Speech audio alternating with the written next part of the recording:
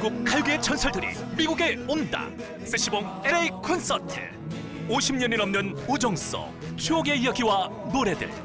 한국 가요사의 큰별 조영남, 한국 통기타 문화의 개척자 윤형주, 그리고 세시봉의 막내 김세환까지. 3월 16일 LA에서 만나요. 뭐라고? LA에서 만나자고. 16일 LA에서 만나자고. 오케이. 따스한 추억을 만들어줄 세시봉의 미주 콘서트. 3월 16일 LA에서 만나요. 힘든 시기, 우리는 함께하면 이겨낼 수 있습니다. 라디오 서울이 함께하겠습니다. 강혜신의 오늘의 미국.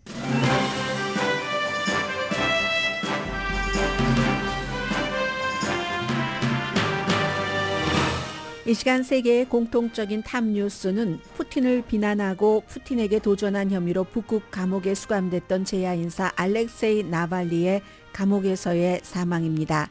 세계의 알만한 지도자들은 모두 잔혹한 푸틴이 나발리 사망 뒤에 있다고 비난합니다. 한 사람만 말하지 않고 있습니다. 미국 부통령과 국무장관도 참석한 독일 안보회의에서도 알렉세이 나발리 사망과 푸틴의 역할이 초점이지만 원래의 주요 의제는 우크라이나 전쟁과 나토입니다. 카멜라 해리스 부통령은 트럼프 전 대통령의 이름을 말하진 않았지만 미국인의 반나토 협박 발언은 결국 잔혹한 푸틴의 편을 드는 것임을 역사가 단서로 남길 것이라고 밝혔습니다. 뉴욕 판사는 오늘 트럼프 가족의 사업 사기 민사 사건에 대해 얼만큼의 벌금을 물게 할지를 결정할 것으로 보입니다. 조지아주에서는 트럼프 전 대통령의 선거 개입을 수사하는 검사들 사이의 로맨틱 관계에 대한 이틀째 청문회가 진행 중입니다. 상당히 미국스러워서 암과 성관계 등의 발언까지 나오는데 초점은 판사가 이해상충이 있는 관계였다고 판단하면 트럼프 전 대통령에게 무척 이롭습니다. 전 연방수사국 정보원이 바이든 대통령과 아들 헌터가 우크라이나 에너지 회사로부터 각각 500만 달러씩 뇌물을 받았다는 주장을 했는데 그 주장이 허위라는 혐의로 연방수사국 정보원이 기소됐습니다.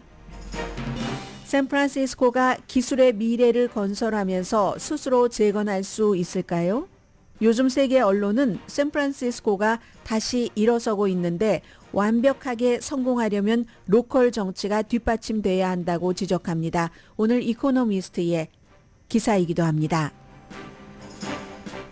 라디오 서울 방송 오늘 정오에 시작되는 뉴스와이드에서는 더 높은 정치계를 향해 연방 하원에 도전하는 한인 데이브 민 주상원 의원을 정현호 보도국장이 인터뷰합니다. 로컬과 전국 한인 모두에게 아주 중요한 선거입니다. 위르겐 클린스만 감독이 부임 12개월 만에 아시안컵 준결승에서 패배한 뒤 경질된 뉴스는 세계 언론이 보도합니다. 여러분 안녕하십니까? 오늘의 미국 강혜신입니다. 보통 이제 이것도 그냥 하나의 사람들의 생각이고 습관이기도 한데 아침 뉴스 시간에는 뭐 심각하게 좀 뭐 흉하다던가 아니면 어둡다던가 하는 뉴스를 웬만하면 전해야 되는 게 아니면 피하게 됩니다. 그리고 이제 그런 것도 시작할 때 문 열 때는 안 하죠. 그러나 오늘 지금 세계의 공통적인 탑 뉴스는 케이블 뉴스도 마찬가지네요. 왜 나름대로 제가 나름대로라고 앞에 붙이기는 합니다. 왜냐하면 사람들 생각이 다르니까. 그러나 거의 대부분의 사람들은 나름대로 숭고한 인생을 살다가 한 사람이 숨졌을 때 그것도 갑자기 숨졌을 때 사랑하는 사람과 작별 인사도 하지 못하고 그렇게 숭고한 일을 했기 때문에 숨졌을 때는 더욱 그걸 힘들게 지켜보다가 뭐가 맞은 것처럼 그 사람을 생각을 하게 됩니다.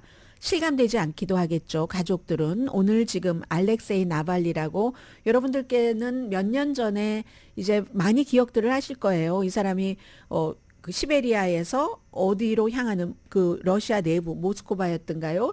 비행기를 타다가 뭐 독극물에 중독이 돼서 그것도 세계에 굉장히 많은 사람들이 도와서 독일도 우리가 하겠다. 블라디미르 푸틴의 그 매서운 눈초리를 뒤로하고 해서 이제 그곳에 가서 몇 개월 동안 독극물 치료를 받았고 그게 이제 암살하려고 했었다는 게 뭐 다 알려진 사실이고요. 푸틴에게 반대를 많이 했었기 때문에 그리고 치료를 받고 그 정도로 독극물로 죽을 뻔한 사람 정도가 되면 해외에 머뭅니다. 대체로 러시아인들이 해외에 머물면 또 푸틴이 가만히 있지는 않습니다. 그 해외에서도 독사를 합니다. 어떤 때는 가족까지 같이. 이 사람은 그럼에도 불구하고 치료받고 다시 러시아로 들어갔습니다. 러시아로 들어가서 19년 징역형을 받았죠. 그 징역형이라는 이유가 블라디미르 푸틴을 비난하고 블라디미르 푸틴에 반대를 하고 그리고 심지어 이 사람은 러시아의 대통령이 되겠다고 블라디미르 푸틴에게 도전장을 내밀었습니다. 그런데 별로 눈에 띄지 않으면 상관이 없는데 점점 날이 갈수록 힘이 강해집니다. 그러니까 뭐 이런저런 이유를 들어서 징역 19년형을 선고를 해서 지금 형사리를 하다가 갑자기 숨졌습니다. 지난 10년 동안 러시아에서 가장 중요한 그 제야 인사였고 푸틴을 격렬하게 비판을 했었고 그리고 가장 힘든 유배지에 있었죠. 그 야말로 네네츠라는 북극의 교도소. 너무너무 힘들어서 수천 킬로미터가 와이프하고도 어머니하고도 떨어져서 자주 면회도 가지 못하는 그런 곳이었습니다. 그런데 교도소에서 발표하기는 알렉세이 나발니가 산책을 한 뒤에 갑자기 몸을 불편하게 하는 그런 그것을 보였고 의식을 금방 잃었고 응급팀이 출동을 해서 할 수 있는 모든 것을 다 했다. 다시 살려내려고 했지만 이미 사망했다. 자세한 내용은 파악 중이다. 이게 전부입니다. 그리고 러시아 매체는 잘 보도하지 않습니다. 세계의 매체는 지금 미국도 전부 이 사람의 사망, 나발리의 사망을 지금 탑뉴스로 보도를 하고 있거든요. 클렘린은 보고를 받았다. 이 정도만 얘기합니다. 이 사람이 47살입니다. 그리고 하루 전에도 마지막 영상이 있었는데 밝은 모습, 웃는 모습, 이게 이제 그 법원 심리가 진행되는 동안의 모습입니다. 그러니까 이 47살 그 아들이 감옥에서 숨졌습니다. 어머니가 나는 어떤 애도의 말도 듣고 싶지 않다. 2월 12일에 감옥에서 그 면회를 했다고 해요. 어머님께서. 그리고 살아있었고 건강해 보였고 그리고 본인이 살아있고 이렇게 뭔가 일을 할 수 있는 거 그곳에서도 계속 요즘은 소셜미디어가 있기 때문에 활동을 하잖아요.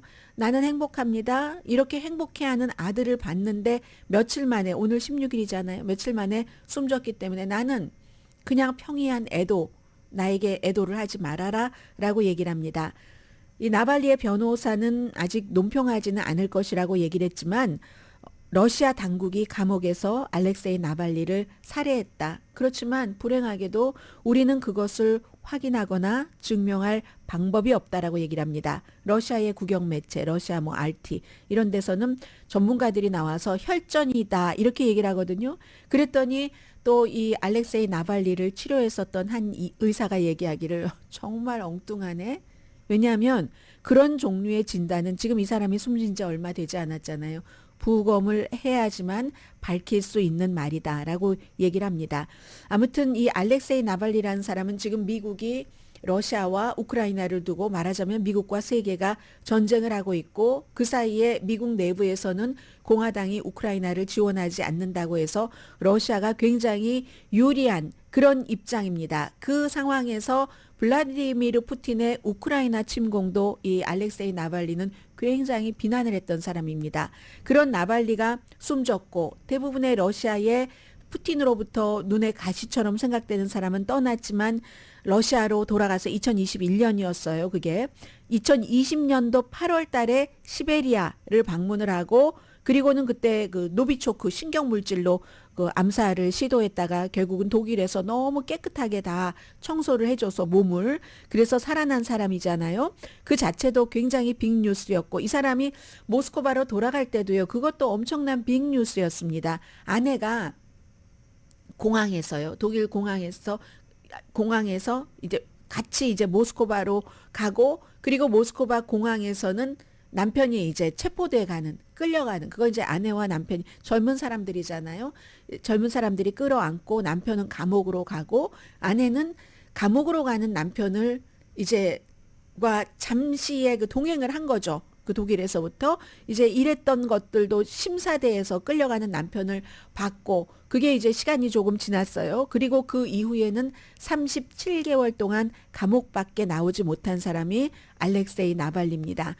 공개적으로 그 대통령이 되겠다. 왜냐하면 블라디미르 푸틴이 너무나 야만스럽게 그 뭐 부정부패는 물론이고 독재를 하고 있기 때문에 시위 동안에도 아니 수감 중에도 시위를 했고 푸틴의 통치에 도전하는 시위. 그러면 또 밖에서 이 알렉세이 나발리를 지원하는 사람들의 시위가 있었고 그렇게 도전하다 숨진 사람들 너무 많죠. 뭐 심지어 뭐 얼마 전에 있었던 그 무장 반란을 잠시 그 뭐 24시간도 안 48시간도 안 됐죠.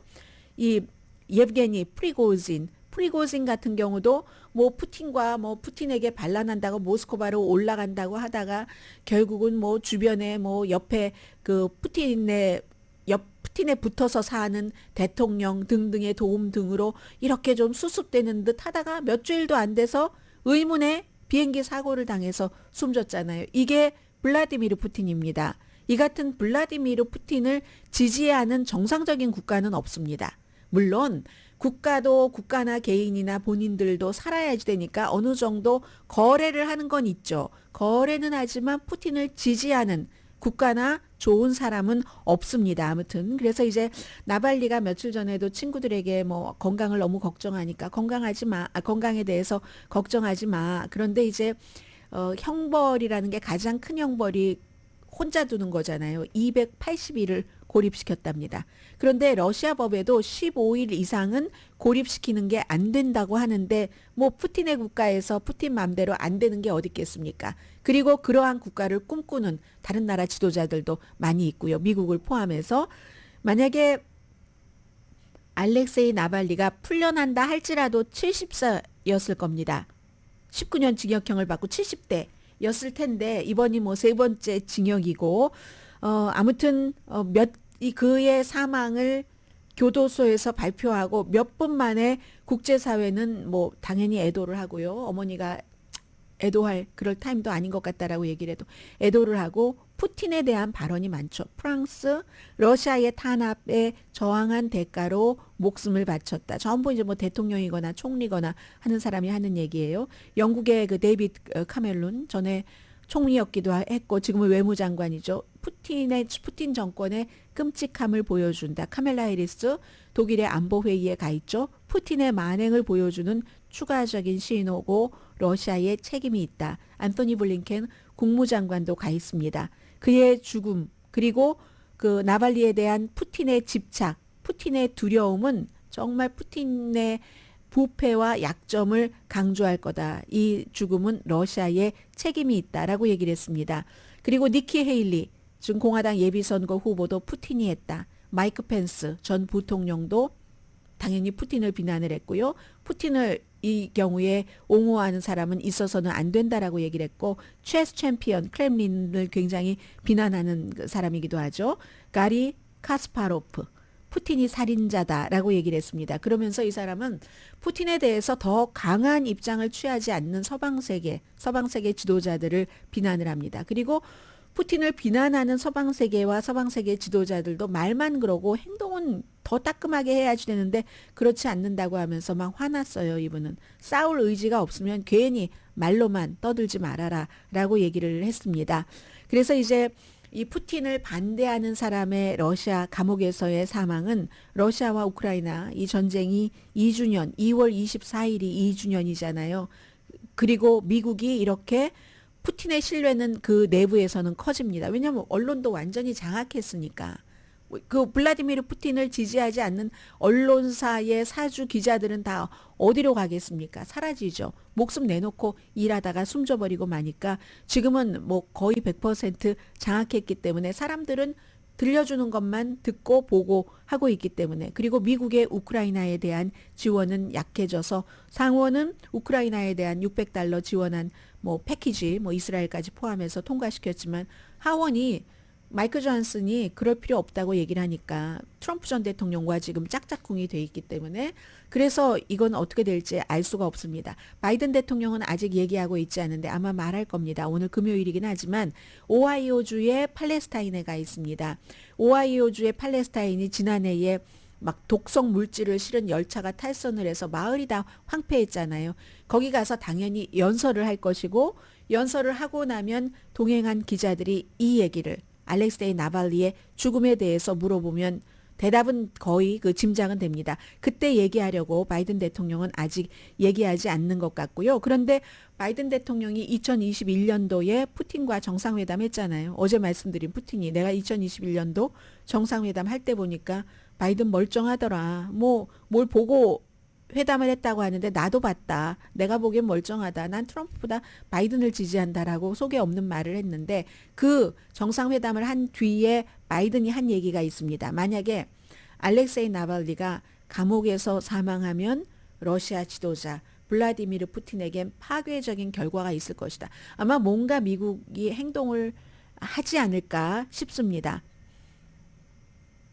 우크라이나에 대한 추가 지원을 반대하면서 본인이 대통령이 되면 하루 만에 이 전쟁을 끝내겠다. 우크라이나를 푸틴의 입에 넣어주겠다는 얘기죠. 그렇게 말한 트럼프 전 대통령만 아무 말도 하지 않고 있습니다. 이틀 전이 여러분들께 미처 말씀도 드리지 못했는데 발렌타인스데이였습니다. 세계에서 다 나름대로의 발렌타인스데이를 생각을 하잖아요. 사망한 감옥에서 47살에 사망한 알렉세이 나발리가 발렌타인스데이에 인스타그램에 와이프 보라고 쓴 글이 있습니다. 마지막 글이었겠죠? 우리 둘 사이에 수천 킬로미터가 떨어져 있지만 every second 당신이 내 옆에 있는 것 같아. 이렇게 얘기를 했고요. 2명의 자녀가 있습니다. 한 명은 미국에서 공부합니다. 또 다른 한 명은 아직 어려요. 더 어려서 이제 학교에 다니고 있고 나샤와 자하라는 이름의 2명의 자녀가 있습니다.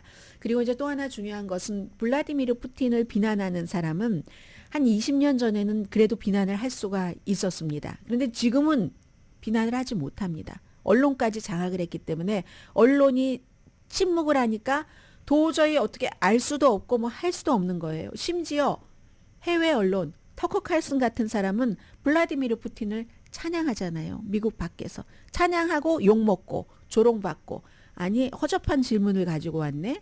나는 그래도 잔뜩 나의 의견을 얘기를 할 만한 그런 준비가 돼 있었는데 아이 후졌어. 이렇게 조롱받으면서도 여전히 러시아와 블라디미르 푸틴을 칭찬하는 이런 터커 칼슨과 같은 사람이 있기 때문에 블라디미르 푸틴을 그 권좌에서 내리기가 20년 전보다 지금 훨씬 힘들어진 겁니다. 거기에 대해서는 이미 숨졌지만 이래서 기록과 영화와 책이 중요한 거죠. 알렉세이 나발리가 한 얘기가 있습니다. 2022년도에 가장 그 유명한 그 동영상이기도 하고 뭐 푸틴의 궁전 뭐 이런 그 동영상 같은 것도 올라와 있고요. 다큐멘터리 상 받았잖아요. 2022년도에 오스카에서 나발리라는 그런 거기서 만약에 내가 살해된다면 만약에 본인이 살해된다면 국민들에게 또 세계 사람들에게 하고 싶은 얘기가 어떤 거예요? 하고 물어봤습니다. 다큐멘터리 찍는 사람이. 그랬더니 포기하시면 안 됩니다. 러시아의 어떤 그 민주주의, 독재가 이렇게 있어서는 안 된다고. 그리고 러시아가 아주 과거에 찬란했었던 나라이기도 하고 인구도 워낙 많고 중요한 입지적으로도 중요한 국가잖아요. 포기하시면 안 됩니다. 만약에 나를 살해하기로 죽이기로 결정했다면 그건 나와 나를 지지하는 편이 엄청 강하다는 뜻입니다. 그래서 그 힘을 활용을 해야지 됩니다. 이 사람은 숨졌지만 숨진 뒤에도 이런 메시지는 남겼습니다. 분명히 세상에는 뭐 정책이 됐거나 사람이 됐거나 의견이 됐거나 이게 뭐 맞는 거야 틀리는 거야를 가리기 힘든 게 훨씬 많겠죠. 이럴 수도 있고 저럴 수도 있고 상황이 다르니까. 그리고 심지어 같은 사람이라 할지라도 그 사람의 환경이 달라져서 좋아질 수도 있고 나빠질 수도 있으니까. 그렇지만 어떤 중요한 몇 가지들은 분명합니다. 블라디미르 푸틴은 아주 나쁜 인간입니다.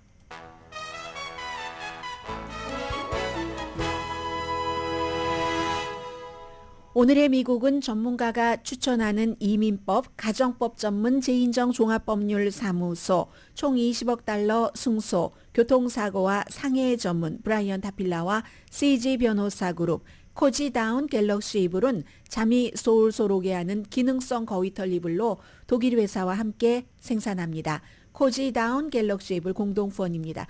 잠시 뒤에는요, 뭐 좀 법적인 이런 문제를 전해드릴 텐데 중간중간 재밌는 사실이 있습니다. 요즘 미국에서 이런 것을 저는 생방송으로 본 것은 처음인데요. 아니, 검사와 검사가 로맨틱 관계에 있었어. 그러면 그때 뭐 이 사람들이 어떤 관계를 가졌냐, 스킨십은 어때, 이런 것까지 다 청문회에서 지금 얘기를 하고 있어요. 그리고 그 검사의 아버지가 좀 전에 또 증언을 했거든요. 트럼프 전 대통령과 관련된 케이스고요. 또 하나는 지난 몇 년 동안 공화당에서 정치인들이 엄청나게 이것을 가지고 거봐라, 바이든과 헌터 바이든이 돈을 많이 부정부패한 사람이잖아 라고 얘기를 했었던 것이 완전히 무너져버린 그런 이제 케이스가 하나 있었거든요. 잠시 뒤에 전해드립니다.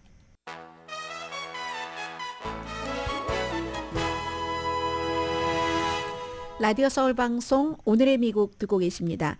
그 연방수사국에 요원이 있고 정보원이 있습니다. 요원은 에이전트죠. 그리고 정보원은 인포먼트. 그러니까 요원은 정식적인 FBI 요원인 거고, 뭐 여러 가지 뭐 요원만 가지고 일을 할 수가 없으니까 정보원을 많이 두죠. 미국 내에도 두고 미국 밖에도 두고 그 모든 해외 일들을 그 에이전트가 할 수는 없으니까 그런 정보원이었습니다. 알렉산더 수메르노프라는 정보원이 그동안에 이제 그 의회에서도 엄청나게 활용을 했었던 공화당에서 우크라이나의 에너지 회사 브리즈마가 헌터 바이든과 그리고 조 바이든에게 2015년과 2016년도에 각각 500만 달러씩을 줬다. 왜냐하면 브리즈마라는 이 에너지 회사의 뭐 여러 가지 복잡한 문제를 해결하기 위해서 이렇게 얘기를 했고, 그러자 이제 공화당에서 거봐, 돈을 받았잖아. 뭐 헌터 바이든이 아무 자격도 없이 왜 에너지 회사에 취직을 해서, 네, 2년인가 얼마 동안에 한 달에 몇만 달러씩 받고 그 컨설팅을 한 것은 맞습니다. 그러나 이렇게 500만 달러씩이나 한 달에 5만 달러라고 해봐야 뭐 아이비리그 나오고 연줄 그렇게 좋은 사람이 버는 돈으로는 많은 것은 아니었지만 어쨌든 이 500만 달러씩. 그래서 이제 공화당이 거봐라, 부패했어 막 이렇게 얘기를 하면서 FBI를 압박을 했습니다. 그 뭐 누군가 케빈 맥카티가 공화당의 하원 의장이었을 때 FBI에게 거봐, 그런 거 다 내놔서 바이든 대통령의 더러운 것을 다 우리가 해집어야지 돼. 해서 이제 이런 것들이 공개가 된 거예요. 공개가 막상 돼서 수사를 해보니까 이 정보원이 결국은 거짓말로 허위로 그런 것을 했다는 겁니다. 이유는 간단합니다. 바이든이 미워서 이제 그런 일들을, 바이든이 그 시점이 언제냐면은 바이든이 민주당의 대선 후보로 확정이 되고 그 시점에 이런 사람이 되면은 안 돼 하면서 이런 것들을 딱 했고 공화당이 계속 이걸 이제 뒷받침을 해줘 왔는데 결국은 허위 진술, 허위 기록 혐의로 기소가 됐습니다. 37페이지짜리 기소장. 이 기소장이 허위라고 말하는 사람은 없습니다. 공화당에서. 기소가 뭐 증거 없이 기소가 되는 게 아니니까는요. 그렇게 해서 결국은 이제 이게 헌터 바이든이 이 문제와 관련해서 이달 말이래야 뭐 며칠 남지 않았습니다. 하원의 감독위원회에서, 하원이니까 공화당이 다수당이죠. 증언을 할 예정이었습니다. 당연히 아니라고 하겠죠.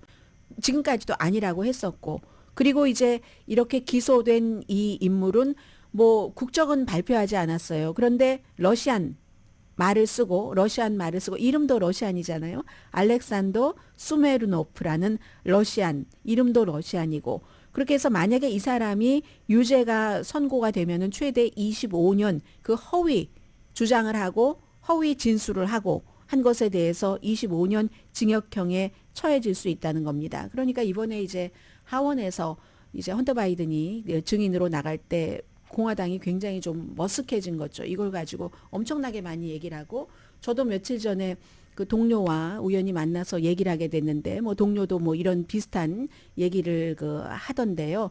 아무튼 지금 이런 일이 있고, 또 하나는 지금 바이든 대통령의 변호인이 로버트 허라는 한인 특별검사가 바이든 대통령이 이렇게 그 너무 그 기억력이 없고 그래. 그래서 결국은 뭐 여러 가지 이유가 있지만 꼭 그거 한 가지는 아니었어요. 여러 가지 이유가 있었지만 그것도 기소를 하지 않은 이유다. 기소를 해도 배심원들이 저 사람은 그냥 기억력 나쁜 나이든 노인 뭐 이렇게 하면서 그에게 유죄를 주지 않을 것이란 이것도 크게 네 가지를 얘기를 했는데 로버트 특별검사가 뭐 이 사람이 수사에 협조를 했다던가 아니면 처음부터 본인이 기밀 서류로 갖고 있다고 얘기를 했다던가 그리고 어떤 부분은 분명히 알고 가져간 것도 있는데 아프가니스탄에 대해서는 그렇지 않은 애매한 것도 있고 해서 기소 사유가 충분하지 않다라고 얘기했는데 나머지는 다 날아가 버리고 바이든이 기억력이 없다. 이것만 지금 노쇠했다라는 것만 국민들에게 굉장한 걱정으로 지금 다가오는 거잖아요. 그러니까 이게 지금 전부 특별검사 자체도 바이든의 법무부 그리고 법무장관인 메릭 갈란드가 임명을 하고 한 거니까 백악관에서 이 트랜스크립을 발표하기 전에 굉장히 컴플레인을 했답니다.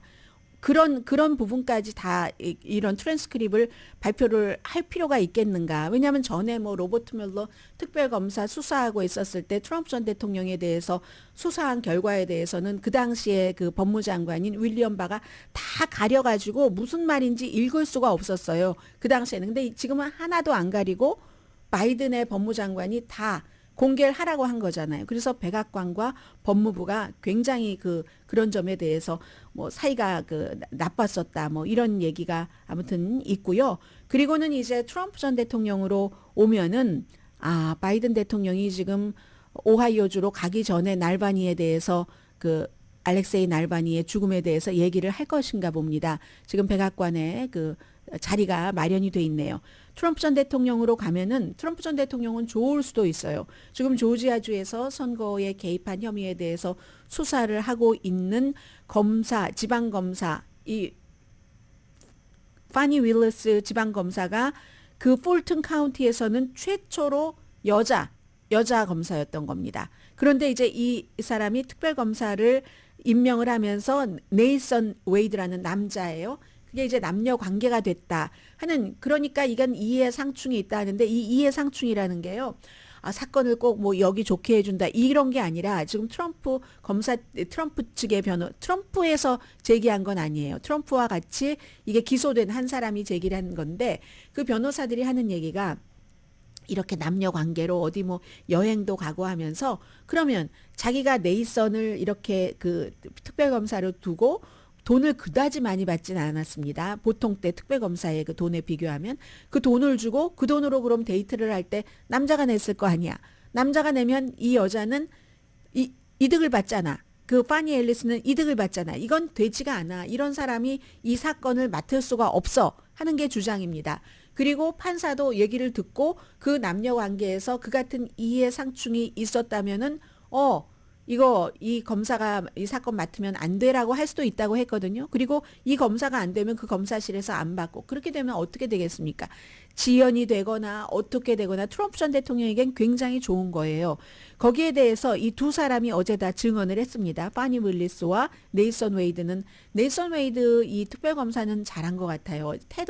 누구든지 태도가 너무 중요합니다. 법정 태도가 트럼프 전 대통령도 지난번에 뉴욕에서 법정 태도가 나빠서 더 심각한 그런 결과를 낳았다. 이런 것도 있잖아요.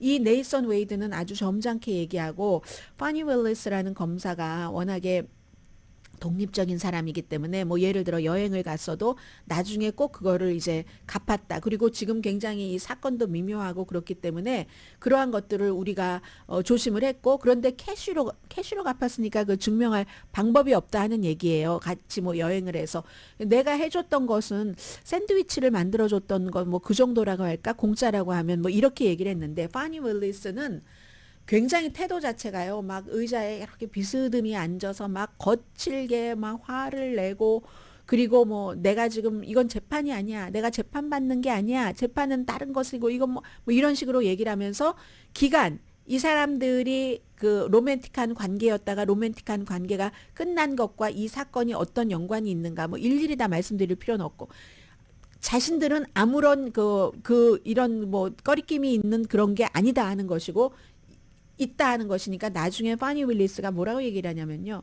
성관계도 불가능한 시점이다. 왜냐하면 이 네이선 웨이드가 암을 앓고 있었던 시점이 지금 그쪽에서 주장하는 것처럼 우리가 로맨틱한 관계여서 이 사건을 맡으면 안 되면 이 사람이 암이었던 그 시기와 겹치는데 그 암이 성관계를 가질 수 있는 그런 암이 아니다. 내가 이런 것까지 말하고 싶지 않으니까 여기서 그치자. 야, 미국 법정이 이래요. 이렇게 얘기를 하고 아무튼 그랬습니다. 그런 해서 결국 육체적 관계가 불가능한 뭐 그런 암 뭐 이런 얘기까지 어저께 막 하고 그 로맨틱한 관계는 2023년도에 끝냈다 뭐 이런 얘기를 하고 있고요. 그래서 오늘도 지금 계속되는데 오늘은 또 아버지가 나와서 이런 일을 왜 하느냐 뭐 왜 하느냐 이런저런 얘기를 하는데 어쨌든 판사는 피고 측의 입장 이 두 사람은 그런 이해적인 로맨틱한 관계였기 때문에 이 남자를 하이어해서 뭐 같이 뭐 데이트를 했을 때 돈을 이 남자가 냈고 뭐 등등의 뭐 이런 것들로 만약에 판사가 그렇다 하면은 여기서는 맞질 못합니다. 그렇다고 기소 자체가 없어지는 건 아니죠. 언젠가 누군가는 맞겠죠. 다만 트럼프 전 대통령이 원하는 것처럼 선거 캠페인을 하는 동안 방해를 받지 않고 이 케이스는 뒤로 가장 심각한 케이스일 수 있잖아요. 이게 트럼프 전 대통령에게는. 다른 거는 유죄가 돼도 대통령에 당선되면 본인이 사면을 할 수가 있기 때문에 연방이니까 이건 주 기소기 때문에 안 되거든요. 그래서 트럼프 전 대통령에게는 더 좋은 것이죠. 어쨌든 일단은 이것이 재판으로 가기에 좀 어려운 일이 생긴다 하면은 이게 지금 그런 일이에요. 아무튼 그래서 저는 이제 이 케이스를 쭉 보면서 야, 누구든지 아무리 자유로운 미국이라 할지라도 하긴 전직 대통령도 그랬는데요. 뭐 법정에서는 본인이 피고도 아니고 그런 것도 아닌 것은 분명하지만 그래도 좀 이렇게 좀 다소곳해서 손해볼 것은 없다. 이런 좀 약삭 빠를 것 같기도 한 그런 생각도 어제 저는 조금 해봤습니다. 잠시 뒤에 샌프란시스코를 말씀드리겠습니다. 샌프란시스코에 관심이 많으신 분들도 많고 살고 계시면서 저희 라디오 서울 방송을 듣고 계시는 분들도 계시고 그리고 또 하나의 이그샘플인 겁니다. 샌프란시스코는 이제 망했어 라고 생각했던 사람들이 많은데 이게 웬일이래요? 샌프란시스코가 흥할 것 같거든요. 그런데 그 흥함이 성공을 하려면 또 뭐가 있어야지 되는가 이런 것까지 잠시 뒤에 전해드립니다.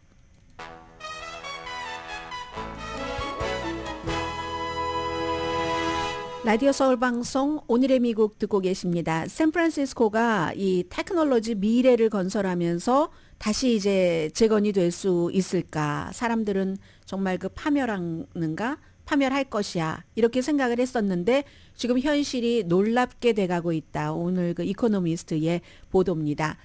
샌프란시스코가 오랜 동안 그 도시가 실패하는 대명사였습니다. 뭐 그곳에 살고 계시는 분들도 많이 계시니까요. 테크놀로지 전문가들이 돈을 벌어서 아주 그 부자가 됐고 세상을 변화시켰지만 샌프란시스코 정부는 일반 주민들에게 아주 기본적으로 좀 편안한 이런 분위기를 줄 수 있는 능력이 없었다는 거죠. 노숙자 많죠. 약물 과다 복용, 또 뭐 재산 범죄 뭐 이런 거 절도 이런 것들 얼마나 심했습니까?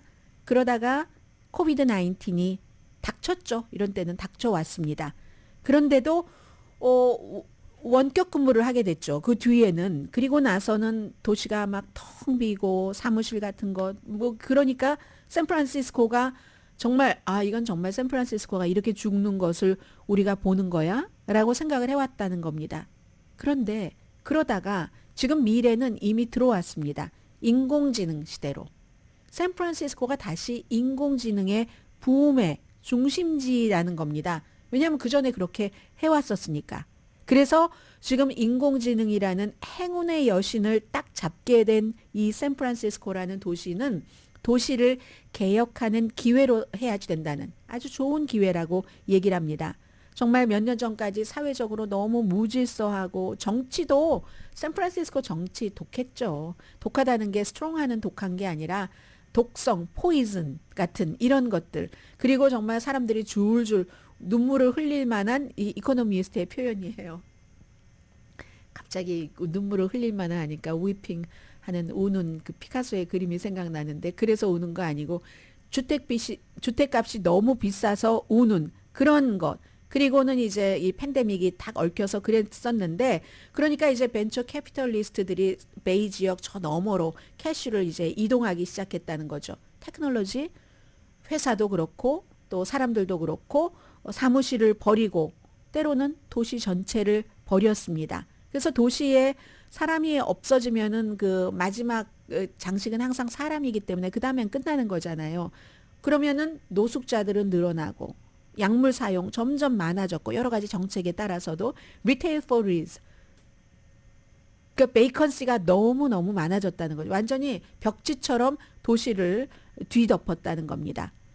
그래서 샌프란시스코의 사망 기사를 쓰고 싶어 했던 많은 사람들, 실제로 쓴 많은 사람들은 둠루프, 이 같은 악순환에 대해서 계속 써왔는데 이제 이런 것들이 결국은 뭐 예산도 줄어들 것이고 사업이 안 되니까 세금이 안 거쳐서 그럼 공공 서비스도 완전히 없어질 것이고 샌프란시스코를 탈출하는 사람들만 늘어날 거야. 이렇게 얘기를 하고 그랬죠. 예전에 그러니까 공장, 자동차 공장 같은 것을 짓는 게 교외 남부로 많이 가면서 디트로이트가 그런 도시가 된 것처럼 그렇게 샌프란시스코를 얘기를 했는데 샌프란시스코의 그 뭉쳐있는 힘 있잖아요. 어떤 집약화된 이런 테크놀로지에 있어서 그런 힘이 샌프란시스코가 다시 살아날 수 있는 그런 그 힘이 되고 있다는 얘기입니다. 인공지능을 계속 얘기를 하고 있는 겁니다. 스탠포드가 거기 있잖아요. 인공지능. 스탠포드가 연구에서 넘버원 대학 아닙니까? 버클리도 거기 있잖아요. UC 버클리.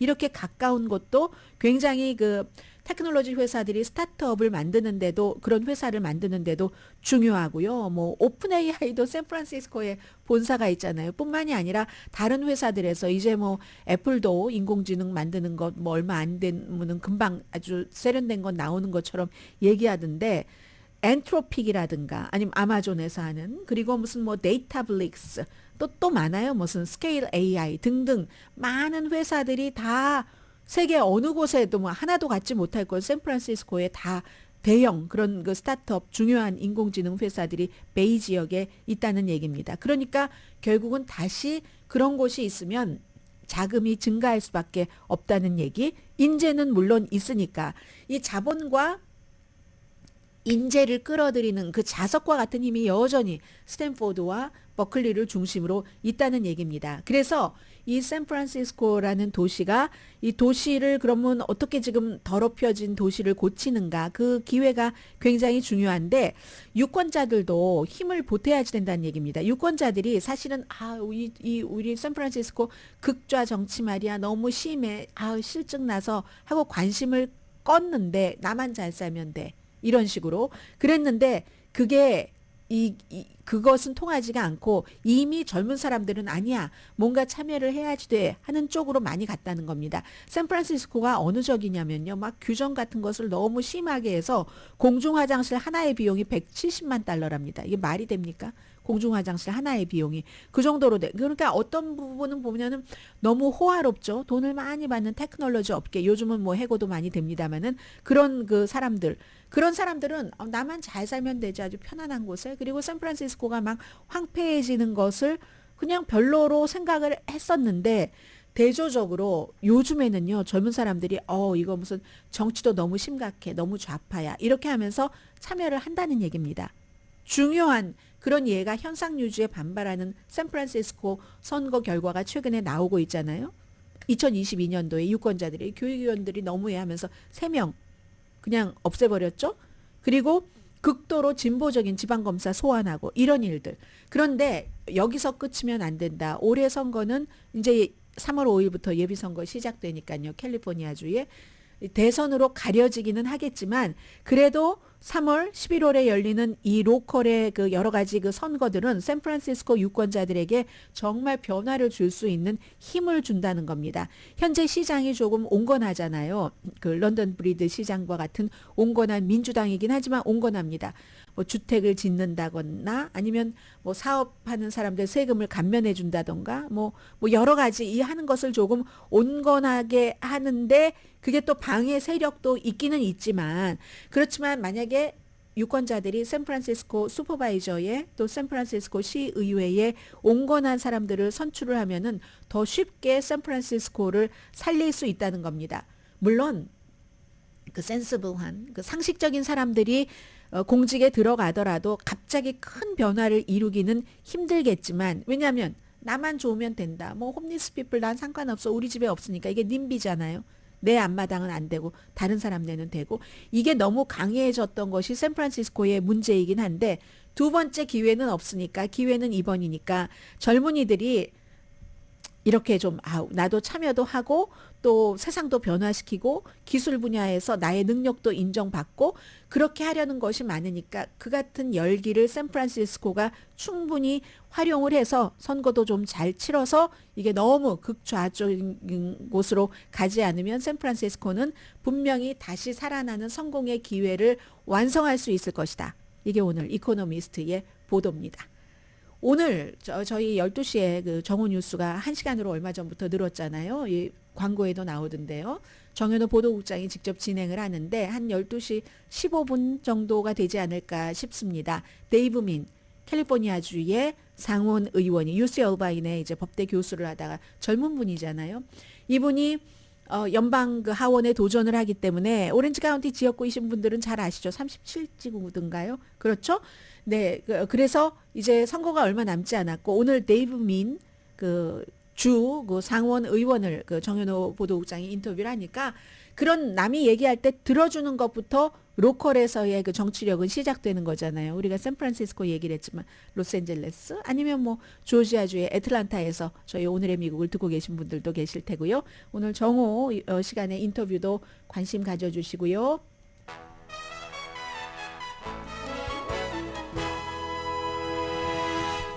라디오 서울 방송 오늘의 미국 듣고 계십니다. 오늘 그 스포츠 뉴스 보면은요, 미국이나 영국이나 전부 그 위르겐 그 클린스만 감독이 경질된 것을 보도를 하고 있습니다. 지난 2월 달에 부임을 했잖아요. 해서 12개월, 원래 2026년 그 월드컵 끝날 때까지 계약을 맺었는데 위약금은 뭐 100억 원 정도는 누군가가 내겠죠. 아무튼 그래서 59세에 이 독일 감독이 그야말로 64년 동안 우승을 기다렸던 그런데 막 그 랭킹이 수십 칸이나 뒤인 요르단에게 그렇게 패했고 창의적인 경기를 못 내보냈잖아요. 그리고 그 원인을 이강인 선수하고 손흥민 선수의 그 싸움 이런 것들을 얘기를 하는데 선수들이요 사실은 선수들 사이에서 많이 싸웁니다. 물론 싸워서 손 다치고 경기 전에 이게 잘했다는 게 아니라 미국도 슈퍼볼 그 선수가 그 테일러 스위프트의 애인도 이번에 막 코치에게 대들고 막 얼굴 가까이에서 정말 침이 튀겠어요.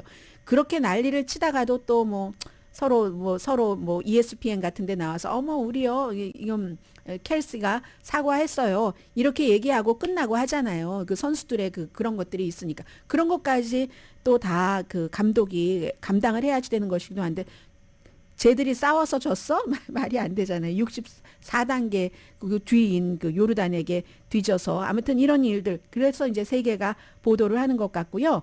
그리고 이제 카멜라 해리스 부통령이 트럼프 전 대통령이 이제 반 나토 발언을 한 거, 이게 이제 지금 독일에서 안보회의가 이 나토, 우크라이나 전쟁 이런 것들이잖아요. 이것은 나중에 역사가 말을 할 것이다. 이렇게 얘기를 했습니다. 트럼프 전 대통령의 이름은 말하지 않았지만 미국에서 어떤 일부가 군사동맹의 방어 원칙에 대한 미국의 약속에 의문을 제기한 것. 돈 안 내면 러시아가 맘대로 침공하라고 나는 하겠어 하는 그런 것들. 그러면서 이제 현재의 행정부의 부통령이니까 바이든 그 제임스에 얼마나 이 나토가 강해졌는가, 핀란드도 합류했고 스웨덴도 들어올 거고 경계하지 않으면 어떠한 성과도 영구적이지 않는다. 나토 동맹국을 버리고 조약을 포기한다고 상상해봐라. 블라디미르 푸틴 그 러시아 푸틴 대통령을 다른 지도자들이 이런 조약을 맺어놓고 격려한다는 것을 상상을 할 수 있겠는가?